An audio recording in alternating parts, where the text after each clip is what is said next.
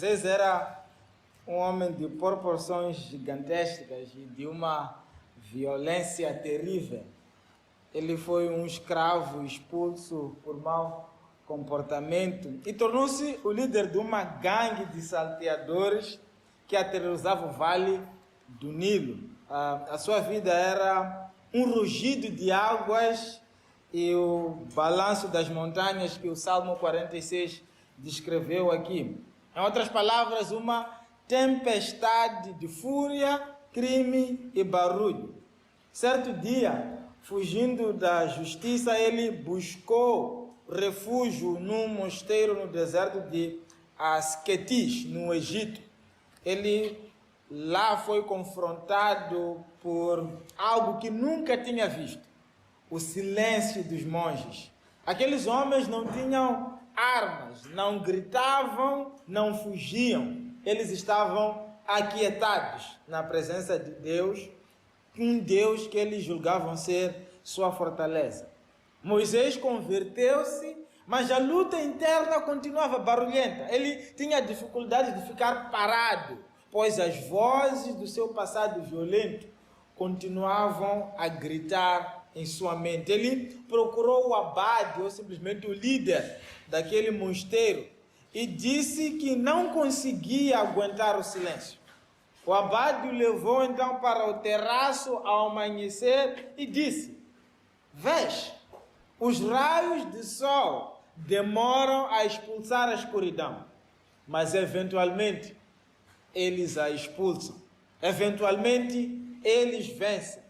Moisés, o etíope, conhecido também como Moisés, o negro, então aprendeu que a quietude não era falta de força, mas submissão a uma força maior, e veio a tornar-se então um dos maiores mestres da solitude, um dos grandes pais do deserto do século IV. Quando o seu antigo bando, anos depois, veio atacar no mosteiro, ele que antes matava por prazer, proibiu os seus discípulos de lutarem de volta, dizendo: "Aquele que vive pela espada há de morrer. Nós, porém, pertencemos agora à paz de Deus." Irmãos e irmãs, a história de Moisés, o etíope, ensina-nos que o silêncio não é para os fracos, mas para aqueles que descobriram uma fortaleza que não precisa de gritos para ser defendida. Moisés saiu do barulho do crime para a solitude do deserto porque descobriu que Deus é o nosso refúgio e fortaleza, socorro bem presente no dia da angústia. Ele aprendeu a soltar as mãos e baixar a sua espada e confiar que Deus seria exaltado na sua vida, não por suas próprias forças, mas pela grandeza de Yahweh. Hoje nós vivemos em Ambani, cercado por ruídos. Nossas preocupações com nossa família, o barulho do mercado, a ansiedade com o futuro. O mundo diz-nos para fazer barulho para sermos ouvidos. Mas o Salmo 46, que foi bem lido aqui, dá-nos uma ordem diferente. No meio das montanhas que caem e das águas que se erguem, Deus levanta a sua voz e diz: "Aquietai-vos", ou parem de lutar, soltem as mãos e saibam que eu sou Deus. Hoje nós vamos mergulhar no Salmo 46 para entender por que o silêncio é o principal catalisador da oração. A oração, meus irmãos, não começa conosco, começa com Deus, e ao contrário de que muitas vezes nós acreditamos, a oração não começa pelo falar, a oração começa pelo ver. Parafraseando Philip Yancey, a oração é o ato de ver a realidade do ponto de vista de Deus. Então, antes de abrirmos os nossos lábios e dirigirmos uma única palavra a Deus, temos de descobrir qual é a postura adequada para que a oração flua de modo natural, ou seja, flua sem esforço. Neste ano ensina-nos a orar. É o título da nossa série de orações ou série de mensagens bíblicas e práticas para a qual dedicaremos as primeiras 10 semanas do ano de 2026. Iniciamos essa prática semana passada com o reconhecimento de que a oração é mais prática do que teoria. É o convite para orarmos como pudermos. Saímos daqui convencidos de que precisamos não orar como achamos que deveríamos orar, mas orarmos como estamos em condição de orar. E esse é um contexto bastante essencial para o que nós vamos continuar a estudar. O tema para a nossa mensagem hoje é: aquieta-te e saiba quem Deus é, para saberes quem tu és. Aquieta-te e saiba quem Deus é, para que saibas quem tu és. Ele, no caso o tema, fala muito sobre a forma de ver Deus e ver o mundo, que abre as nossas bocas para a oração. Mas assim como Moisés, o negro, ou Moisés, o etíope, vamos precisar de um mentor para aprendermos a orar de forma que faça sentido, pelo menos de acordo com o fundamento bíblico que vamos ver hoje. Vamos precisar de um mentor em oração que possa nos levar aonde não conseguimos ir sozinhos, para então podermos ver o que não conseguimos ver sozinhos. E para isso nós recorreremos a David, que tem mais orações registradas na Bíblia do que qualquer outro autor. Então, se ainda você não fez, pode concentrar pelo menos a sua mente no Salmo 46. Como sempre, vamos recorrer a outros textos, mas o texto fundamental para hoje é o Salmo 46. Então, o Salmo 46 é uma canção atribuída aos filhos de Corá. Esse é um título que foi dado a um grupo que David selecionou para realizar orações no tabernáculo dia e noite. E é dessa comunidade que surge a famosa frase: aquietai-vos e sabei que eu sou Deus. E este é o ponto de partida da oração. Aquietai-vos, sabei ou conhecei o Deus ao quem vocês pertencem, para então vocês saberem quem vocês mesmos são. As orações de David vão nos guiar em 3 aspectos principais que eu quero enfatizar hoje. O primeiro deles é aquietai-vos, ou como algumas traduções apresentam, parem de lutar, ou fiquem em silêncio. Parece simples, não parece? Parece muito simples. Mas na verdade é muito mais complicado do que você pensa ou do que podemos imaginar, porque o modo de vida que você e eu temos hoje, aquilo que nós chamamos de uma vida normal, é na verdade anormal. E a nossa correria, os nossos ritmos de vida, as nossas rotinas tornam o silêncio, tornam a quietude quase que impossível. O problema da distração e do ruído. Sem prejuízo de parecer muito acadêmico aqui, gostaria de recorrer à pesquisa de um escritor chamado John Mark Comer, que explica como a sociedade moderna, especialmente lá da terra dos brancos, que afeta muito a terra dos negros, onde nós estamos, chegou ao seu estado atual de agitação e falta de descanso. Ele, se referindo aos Estados Unidos em particular, argumenta que 3 invenções principais moldaram a forma corrida como nós vivemos hoje. A primeira delas é a introdução dos relógios públicos em 1370.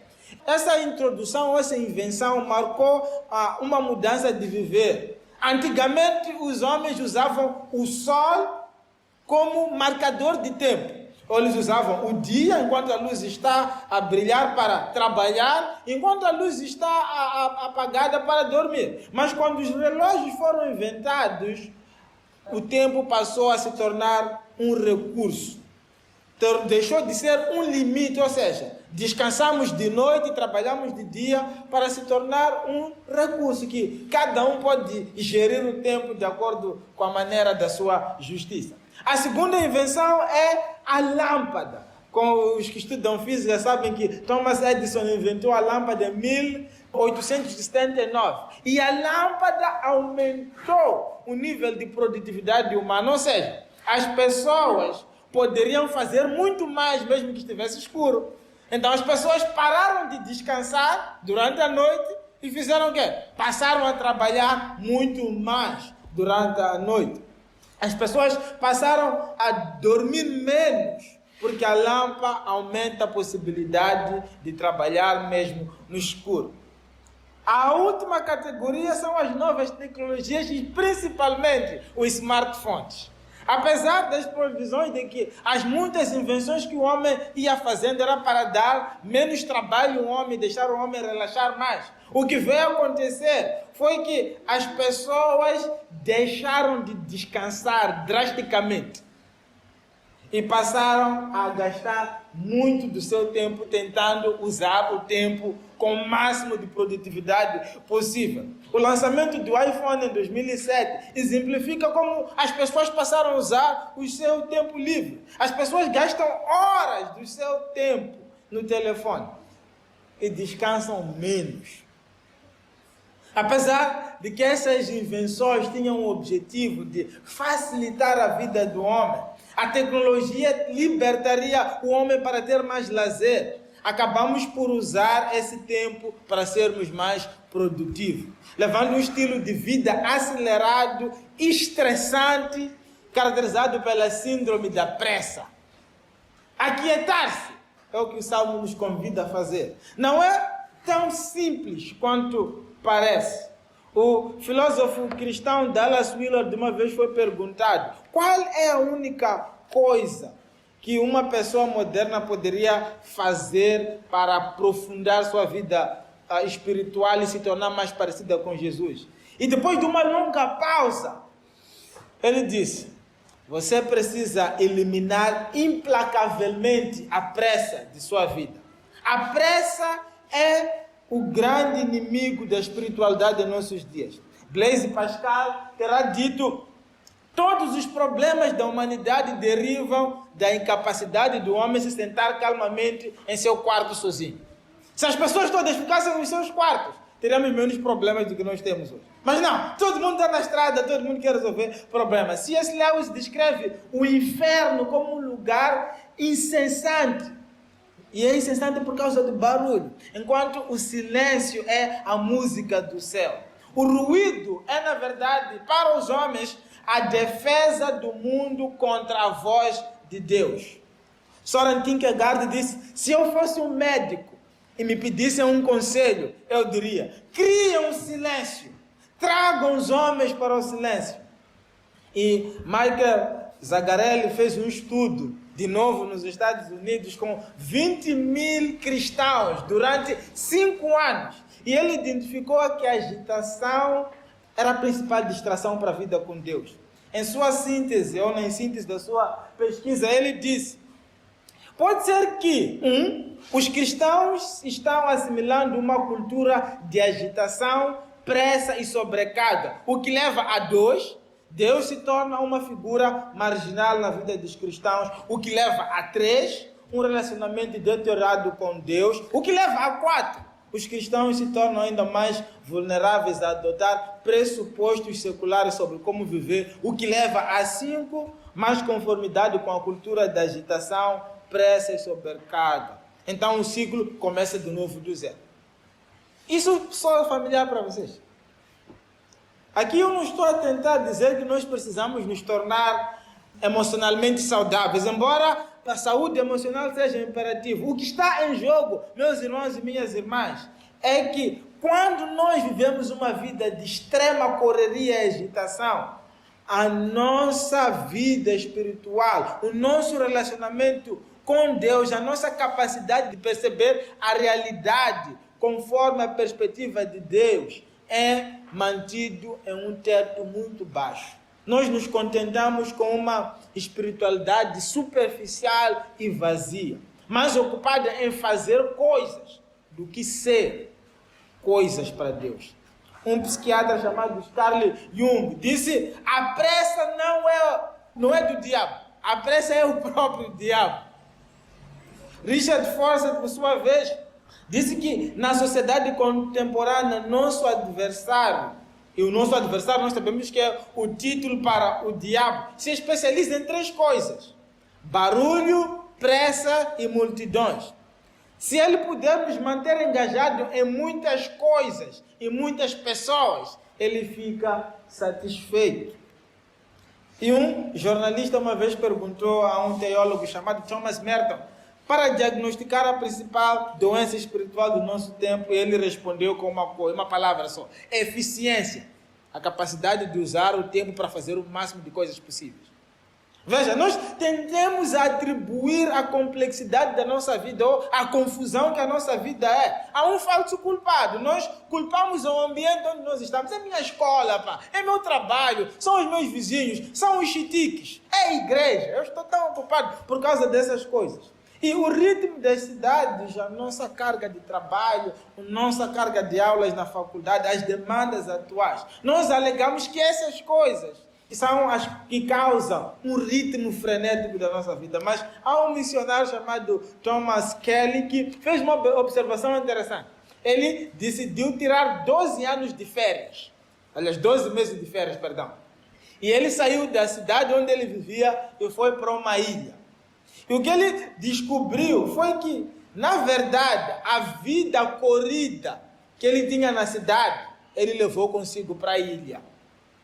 A verdade é que a sua vida interior não é um espelho do ambiente externo, mas o contrário. Nós produzimos um ambiente que nós temos dentro de nós. Ou seja, nosso ambiente exterior há de ser reflexo do ambiente interior. Então, nós temos um filósofo, um acadêmico, um psiquiatra, um autor, um monge e um missionário. Todos estão a dizer a mesma coisa. A pressa, a superocupação são inimigos da nossa vida espiritual. E eu quero que você saiba, ou saia daqui a saber hoje, é que, de novo, não estou a falar sobre saúde emocional, embora isso seja importante. Eu estou falando com você sobre algo muito mais sério do que aliviar a sua agenda semanal ou o seu nível de sobrecarga. Eu estou a falar consigo sobre sua vida espiritual. Lembre-se, David disse: aquietem-se. Mais especificamente, aquieta-te. Ele não está a dizer vamos tirar um retiro, vamos para um lugar onde vamos cuidar da nossa alma. Ele está, na verdade, a confrontar ou a minar a mentira mais velha da história da humanidade. Você se lembra que quando Adão e Eva tomam aquele fruto proibido e comem, eles iniciaram uma conspiração naquele tempo, ou naquele dia. O que eles fizeram depois que comeram do fruto proibido? Eles se esconderam, não é? Eles fizeram roupas para si mesmos. Eles então discutiram entre si. Porque você vê quando Deus se apresenta, o que eles dizem? Foi essa mulher que você me deu. Eles já tiram culpa um para o outro. Eles lidam com o seu pecado, com a maneira como Richard Forster chamou de muitas coisas e muitas pessoas, ou como o Zigarelli disse, com correria, ou ainda como Willard disse, com pressa. Eles então pensam que as coisas de fora são capazes de lidar com os problemas de dentro. E desde então, desde aquele primeiro casal, sempre achamos fácil ignorar esta verdade desde que não paremos de nos mover. Na queda da humanidade, fomos infectados com a doença ou a arte da pressa. A ideia de nunca ficarmos quietos. E assim tendemos a levar essas coisas para a nossa oração. Já notaram? Nós tentamos gerir nossa pressa na nossa oração. Nós levamos as nossas vidas apressadas e oferecemos a oração de boca para fora para Jesus, enquanto tentamos conformar a nossa vida a uma cultura que na verdade nós tratamos como o nosso Deus verdadeiro. Honestamente, você já parou para se perguntar se a oração tem transformado a maneira como você naturalmente viveria, ou você está tentando usar a oração para patrocinar a forma como você naturalmente vive? A oração a Jesus está a lhe fazer sofrer uma transformação de dentro para fora, ou a sua maneira de pedir a Jesus é de te dar mais um impulso para patrocinar ou continuares a fazer as coisas do jeito que farias? Podemos ignorar essa verdade e nunca pararmos de nos mover. E assim acabarmos como pessoas que não são necessariamente más. São pessoas boas, mas são pessoas que não têm profundidade, não têm conteúdo. São pessoas que não são ruins, mas são muito ocupadas. São pessoas que não são imorais, mas são pessoas muito distraídas. Não carentes de almas, mas muitas vezes preocupadas, porque não sabem qual é o próximo alvo que quer alcançar. Agora, eu sei, meus irmãos, que vocês são pessoas muito importantes. Eu sei que você tem uma língua afiada que não pode ficar guardada na boca, tem que sempre estar a projetar coisas para a língua. Eu sei que você tem um trabalho e o trabalho é muito exigente. Sei que você tem uma casa que precisa de cuidar. Sei também que você tem um compromisso regular nas redes sociais, no WhatsApp, no TikTok. E esses compromissos todos precisam de atenção. Sei que você é um influencer com o qual a internet não pode sobreviver. Sei que você é um empreendedor, um biscateiro, sem o qual seus clientes não podem viver. Sei que existem demandas reais sobre o seu tempo. E essas demandas realmente importam. Mas eu passo apenas para lembrá-lo que David disse: aquietem-se. E quando ele disse, ele era o rei de uma nação. Ele era o líder máximo de uma nação. E essa nação estava em um contexto de guerra. Ele estava em uma guerra com as outras nações. Nós vamos à cama preocupados com nossa lista de tarefas e contas por pagar. David ia para a cama preocupado se o inimigo que estava acampado nas colinas ou nas montanhas o atacaria naquele dia ou naquela manhã seguinte. E ainda assim, David priorizou e praticou a quietude da oração silenciosa. Um hábito de quietude que lhe permitiu desacelerar o suficiente para a realidade do ponto de vista de Deus. O Salmo 46 não foi escrito em um momento de paz, mas em um momento de catástrofe total. Vocês viram as linguagens que o autor usou? As montanhas caindo sobre o mar, as águas rugindo, as nações em fúria. Este é um cenário de desintegração física e política. Mas o chamado de Deus através do Salmo foi aos soldados: aquietem-se. Dito de outra forma, parem de lutar. Soltem suas armas. Parem de tentar carregar ou segurar com os dedos o que apenas Deus é capaz de segurar. Parem de tentar carregar o mundo nas vossas mãos, porque Ele está, na verdade, nas minhas mãos, assim diz o Senhor. Aquietem-se. Aquietem-se.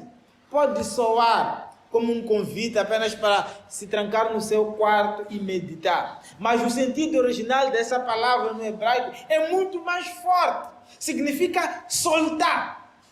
Rafá significa soltar, significa baixar as mãos, significa render-se.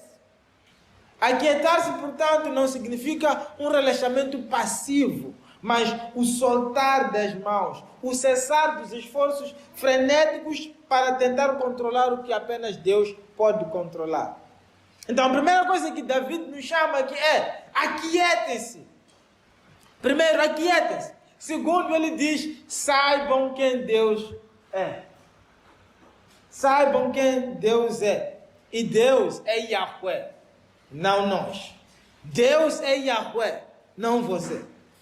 Frequentemente nós temos uma visão limitada da realidade que está focada na nossa própria perspectiva ou na perspectiva individual. Tendemos a acreditar que temos o controle sobre as nossas vidas, sobre o nosso futuro. E neste final de ano, obviamente, muita gente fez planos. Eu próximo ano isso, próximo ano aquilo, próximo ano aquilo.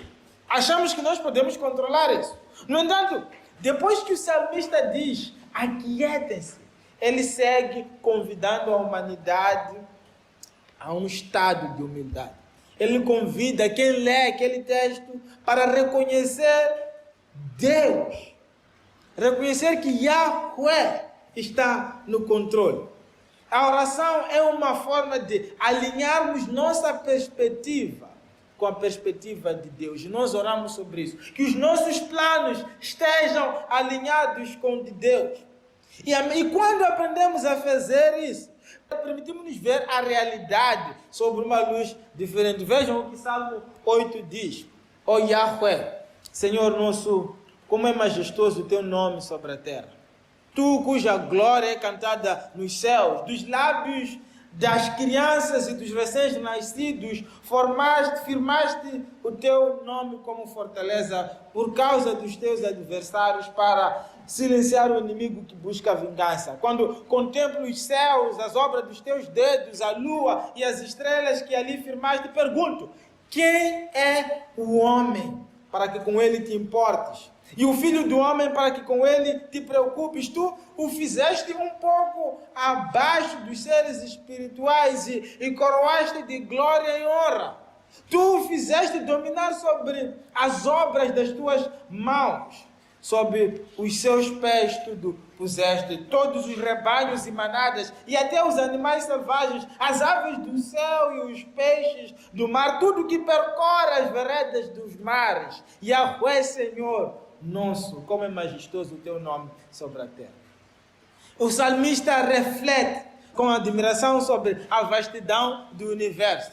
Ele olha para este mundo que não se pode compreender, pelo menos não em termos científicos ou de lógica. Ao mesmo tempo, ele olha para o Deus que criou isso e como ele se preocupa com a humanidade. Apesar da nossa insignificância no grande esquema das coisas, Deus se importa conosco. A nossa boa pequenez, de acordo com esse salmo, é mencionada aqui. E a humildade surge com o reconhecer a grandeza de Deus e seu amor por nós. Assim, o objetivo principal da oração, irmãos, é permitir-se ser amado por Deus. E isso começa com a mudança da perspectiva. Qual mudança? De que eu não sou Deus. Deus é Yahweh. E essa tendência de ver a realidade apenas sob um ponto de vista, sobre o nosso ponto de vista, é apenas outra maneira de voltar ao erro que Adão e Eva cometeram. Você veja que Adão e Eva pecaram, eles caíram no engano. E qual foi o engano de Adão? Qual foi o engano de Eva? A serpente disse, você será como Deus. É isso que ele disse. E Adão e Eva acharam que, se de fato comessem do fruto, serão como Deus, embora eles já fossem como Deus. E o que começou com Adão e Eva, não terminou com eles. Dali foi para a Torre de Babel, da Torre de Babel foi para o rei Saul, de Saul saiu para os fariseus do tempo de Jesus, e dos fariseus do tempo de Jesus passou para os PCAs das multinacionais hoje, e passou para mim, e passou para você. Todos somos viciados em ego, de tentar controlar. Somos todos propensos a abafar a Deus e continuar fazendo a próxima coisa. Nós tentamos viver como se nós estivéssemos no centro. Mas a verdade que eu quero que você saia com ela daqui hoje é que a quietude é o espaço silencioso onde Deus migra da periferia de nossas vidas e volta para o centro. E é de uma vida em que Deus é o centro que a oração transborda naturalmente. Eu não sei se você já leu o livro de Jó, mas se você já leu, você sabe que o que o livro de Jó basicamente está a fazer é contar a história de um homem que está a tentar resolver os grandes problemas da sua vida. Ele está angustiado e os seus amigos vêm tentar ajudar. E isso nos leva a refletirmos sobre a verdade de que trazer os problemas, as nossas dores, as nossas lutas para a comunidade apenas vai iniciar um processo de cura, vai confortar, mas nunca vai nos curar totalmente. É o que estava a acontecer com Jó. Jó estava a conversar com seus amigos tentaram responder às suas lutas. Mas a cura que Jó estava a precisar não foi encontrada. Somente quando Jó levou as suas lutas para Deus, foi quando Deus respondeu. E você percebe, no final, no capítulo 38, Jó traz esta conversa dos seus amigos para Deus. E ele percebe a resposta de Deus como uma série de perguntas. Deus perguntou a Jó: aonde tu estavas quando as estrelas começaram a cantar pela primeira vez? Aonde você estava quando os seres espirituais respiraram? Ou enquanto eu pintava o mundo inteiro para a existência? Enquanto Deus faz essas perguntas, o que acontece? A perspectiva de Jó começa a mudar. Ele começa a ver sua própria vida do ponto de vista de Deus. Ele se lembra quem é Deus. E ele então decide se calar. E é isso. Isso começa o processo de cura tão profundo que nos foi dito no final de Jó, que a segunda metade da vida de Jó foi mais rica que a primeira metade. Muitas vezes pensamos que é sobre quantos filhos ele teve, sobre quantos camelos ele teve. Provavelmente seja apenas uma linguagem que o autor está a mostrar que a vida de Jó, depois de passar pelo sofrimento, foi mais profunda, com mais conteúdo, com mais intencionalidade do que a primeira vida. O conhecimento de Deus não há de vir de um estudo frenético, mas através da rendição. Parem de lutar, aquietem-se. Só quando soltamos nossas falsas seguranças é que a realidade da soberania de Deus se torna visível. Deus é Deus, Yahweh é que é Deus, não nós. Essa é uma verdade aqui. Mas existe outro lado. Depois de percebermos quem Deus é, Yahweh sendo Deus, ali então nós começamos a conhecer quem nós somos. No Salmo 146, bem no meio de um monte de poesia sobre louvar a grandeza de Deus, o salmista solta uma barra terrível. Vocês gostam de rap? Ele diz: não confiem em príncipes, em meros mortais incapazes de salvar. Quando o espírito deles se vai, eles voltam ao pó. Naquele mesmo dia acabam-se seus planos. À primeira vista parece um versículo terrivelmente deslocado. Mas quando nós adotamos a perspectiva correta para a leitura do Salmo, nós percebemos uma coisa. Antes de explicar que coisa é essa, vocês notam que a tendência da nossa cultura hoje é celebrar a juventude. Nós celebramos muito os corpos tonificados dos goleras, os corpos de guitarra das mulheres no auge da sua juventude. Nós tentamos a olhar com muito mais apreciação aqueles guarda-roupas que têm os últimos grifes de marca, onde as pessoas fazem planos emocionantes para o fim de semana, no final de ano. Tem pessoas que estavam a curtir durante a transição do ano. E nós achamos que aquilo sim é vida. Achamos que aquilo é a definição de sucesso.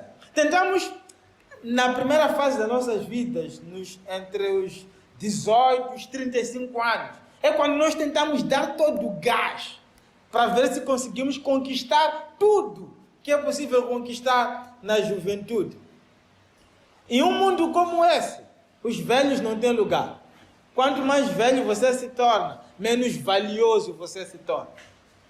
Muitas vezes os velhos são esquecidos se a gente olha para o mundo dessa forma. No entanto, o que nos encontra despreparados, meus irmãos, é que existe uma realidade que tanto os velhos, quanto os jovens, quanto os recém-nascidos não podem escapar. Toda a carne, todo o ser humano fora do Éden tem um destino: a morte. Os cemitérios são os bons lembretes disso.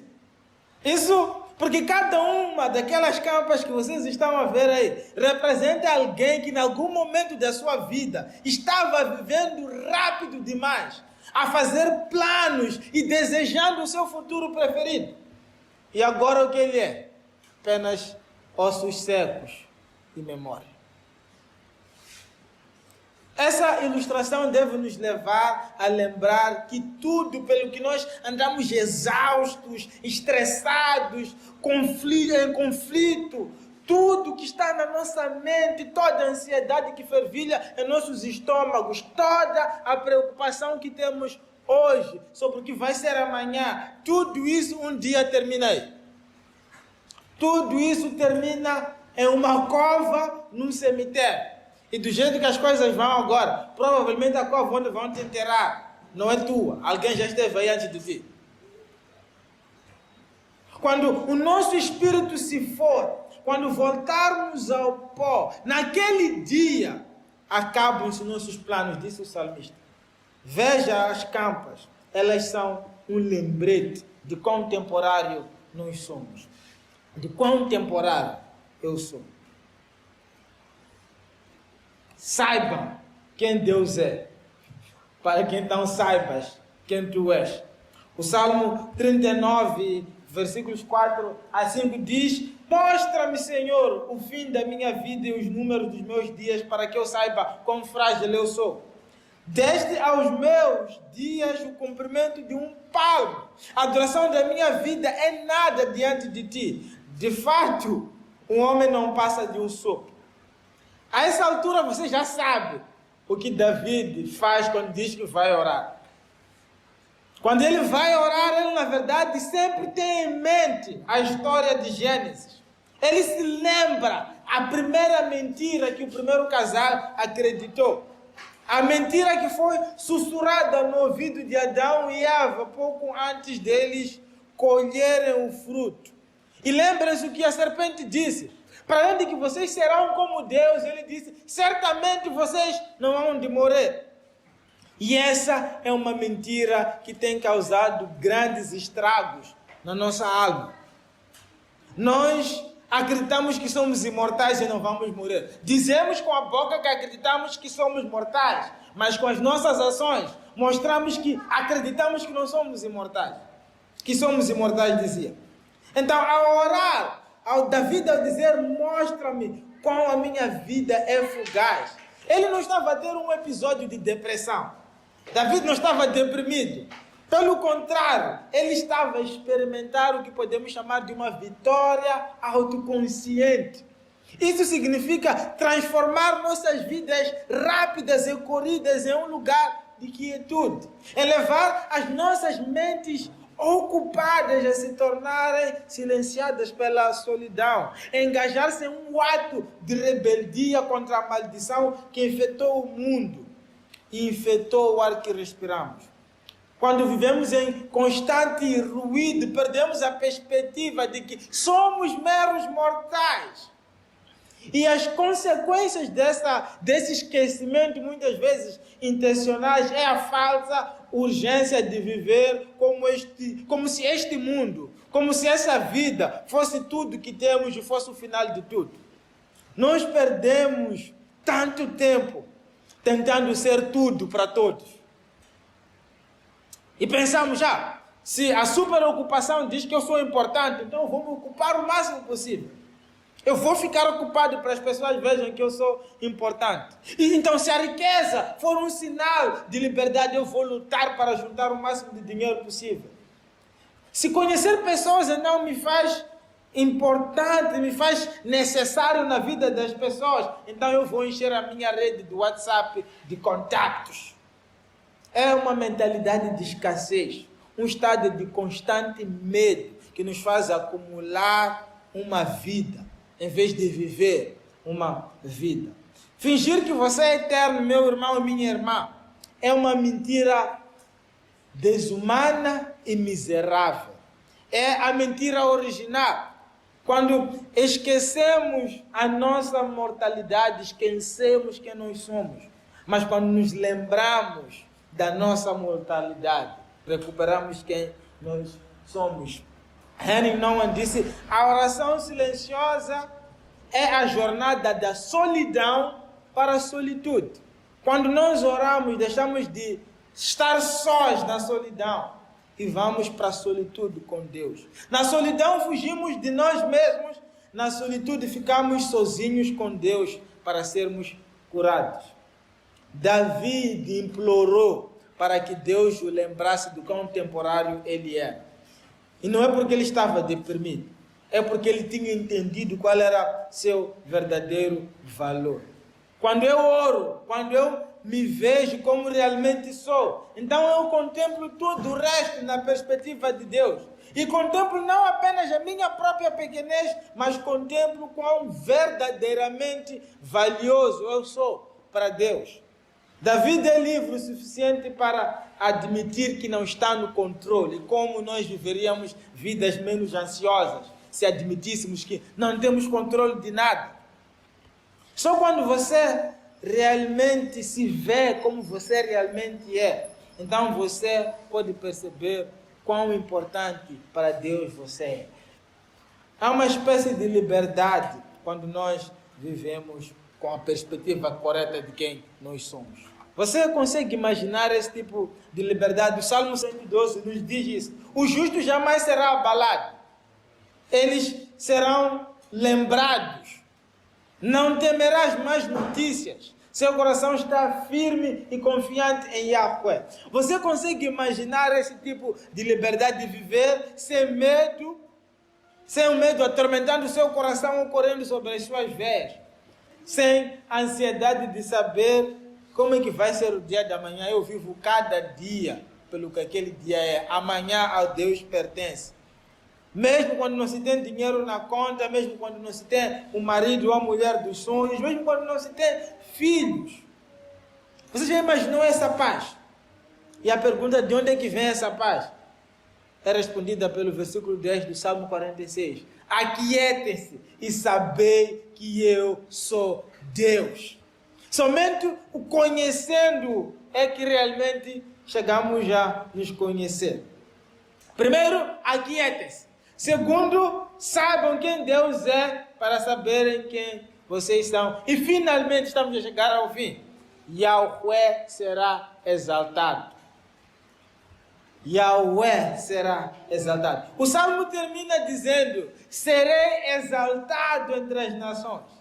Então, a quietude, a oração silenciosa, não é um retiro de autoajuda, é algo profundamente missional. Só quando nosso coração está aquietado por Deus, é que paramos de usar as pessoas para satisfazer nossas carências. E começamos a amar as pessoas verdadeiramente. A disciplina do silêncio nos transforma em pessoas que amam sem pressa, refletindo a paz de Deus no meio do caos social que caracteriza os nossos dias. Mais um salmo, e provavelmente o último salmo de hoje. Salmo 131 diz: de fato, acalmei e tranquilizei minha alma. Sou como uma criança recém-amamentada por sua mãe. A minha alma é como essa criança. Dito de outra forma, fiz sossegar a minha alma, como a criança desmamada no colo da sua mãe. Uma criança que ainda mama, vai à busca da mãe por causa de quê? Por causa de mama. Mas uma criança desmamada não vai atrás da mãe por causa de mama, porque mama já não serve para ele. Vai atrás da mãe por causa de quê? Por causa de colo, por causa de presença, por causa do amor que é nutrido por sua mãe. Então o silêncio, a solitude servem para desmamar a nossa alma. No barulho nós pedimos as coisas a Deus. No silêncio aprendemos a estar com Deus pelo que Ele é. O silêncio quebra o nosso vício de usar Deus como um fornecedor de serviços e transforma a nossa relação em intimidade real. Embora a versão mais famosa do versículo 10 é: aquietem-se e saibam que eu sou Deus. O versículo não termina aí. O texto avança dizendo que o objetivo final dessa quietude, o objetivo final das pessoas soltarem as mãos, é que Deus será exaltado. O objetivo final não é nos dar paz interior, mas a manifestação do reino de Deus na terra onde o amor, a bondade e a paz prevalecem. O texto diz: saibam que eu sou Deus e eu serei exaltado sobre as nações, eu serei exaltado em toda a terra. Meus irmãos e minhas irmãs, nós começamos com a história de Moisés hoje. E nós vimos que Moisés e o etíope, ele não terminou apenas sentado em silêncio. Ele termina se tornando um refúgio para os outros. Quando ele se aquietou diante de Deus, ele não se tornou alguém indiferente ao mundo. Ele tornou-se alguém que podia amar o mundo sem tentar controlar o mundo. E essa é a grande ironia da quietude. Nós nos isolamos pelas primeiras horas da manhã ou pelo final do dia, para aprendermos a estar verdadeiramente com os outros. Você já notou que temos tanta pressa que não conseguimos ter um tempo de qualidade com outra pessoa? Infelizmente, irmãos, isso está errado. Esse é o tipo de vida que nós vivemos com as pessoas. Vidas transacionais, onde se o que tu tens não me interessa, então não importa. Mas vidas profundas, a vida que Jesus quer nos dar, é uma vida que todos têm valor. Quer ela tenha o que eu quero ou não. Uma vida de quietude nos leva a entender as pessoas pelo que elas são e amá-las pelo que elas são. A Bíblia nos diz frequentemente que Jesus se retirava para lugares solitários para orar. Jesus não fazia isso porque estava cansado ou precisava de autocuidado. Ele se retirava para o silêncio porque sua identidade, a sua missão dependiam da voz constante do seu Pai. E se o próprio Filho de Deus, o único verdadeiro Filho de Deus, precisava de momento de silêncio, o que dizer de nós? Jesus era realmente intencional em tirar esse tempo. 5, 10, 15 minutos, 1 hora. Ninguém sabe. Só se sabe que ele tirava tempo em silêncio. Ele começou o seu ministério com 40 dias de silêncio, sozinho no deserto. Só tinha animais. Ele escapuliu da multidão, tarde e noite, em várias ocasiões, para ter momentos de silêncio. Ele se retirou da companhia das multidões para estar em companhia do seu Pai. De muitas maneiras, Jesus escolhia se isolar. Mas, olha aqui a contrapartida. Jesus também era uma pessoa que estava disposto às multidões. Ele também permitiu ser interrompido. Jesus era intencionalmente interruptível, mas era intencionalmente interrompido. O fim da quietude, meus irmãos, daqueles 5, 10, 15, 20 minutos que você vai reservar todos os dias nas próximas semanas, é para que você se torne profundamente missionário. A pressa e o ruído são os grandes inimigos da nossa jornada espiritual. E serei exaltado entre as nações. E é o lugar onde começa a nossa oração. A quietude diante de Deus é que nos transforma em um amor sem pressa. É na quietude da oração silenciosa que Deus revolverá o solo do nosso coração. E quando você aquieta seu corpo ocupado e chega a um lugar tranquilo diante de Deus, Ele pega todos os seus desejos desordenados e os desembaraça para que todos os seus apegos distorcidos e suas codependências sejam transformados em amor que pode ser doado. Serei exaltado entre as nações, serei exaltado em toda a terra, diz o salmista. Mas como isso acontece?